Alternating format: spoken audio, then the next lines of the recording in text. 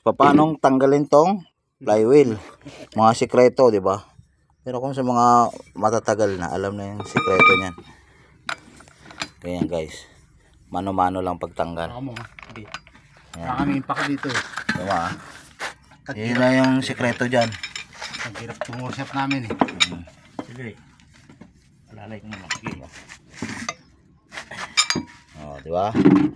Lumuluwag. Ha? Ganun mo diyan.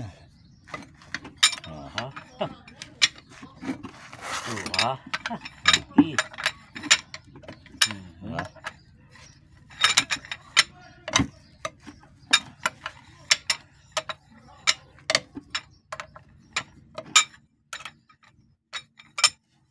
Guys, para lang yan doon sa mga baguhan. Pero kung mga tagal ka na, alam mo na yung discarding ganyan. Ayan lang katapat niya, no? Yung gist na yan. Tanggal na. Kung wala ka impact range.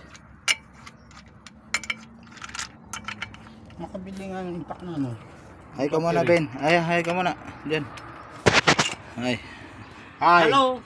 Dito rin. Hello. Ayan. Yan. Labong mekaniko. Malabong yan. Ayan. Kasi kailangan tong yung machine shop. Ayan, ah. So dyan tatagos yung tubig sa sleeve.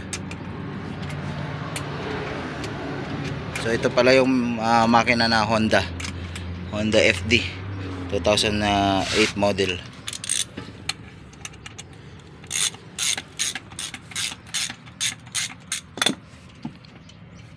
Tanggal mo na. Ayan, diba? Madali lang tanggalin. Yun lang yung sikreto Maganda doon. rin pala yun si Danny, no? Yung machine shop na yun. Talagang pumupunta sa shop yun. Tapos kinukuha niya yung gamit. Kung kinukuha niya yung mga dapat gawin. Tapos siyahatin niya pa rin. Hindi maganda. Ganda mga matapos mo pa, nakakautang pa. Wala pang problema sa ano ng tao na yung ano. Kung wala kang pagpambayad, sige! Tawag mo na lang.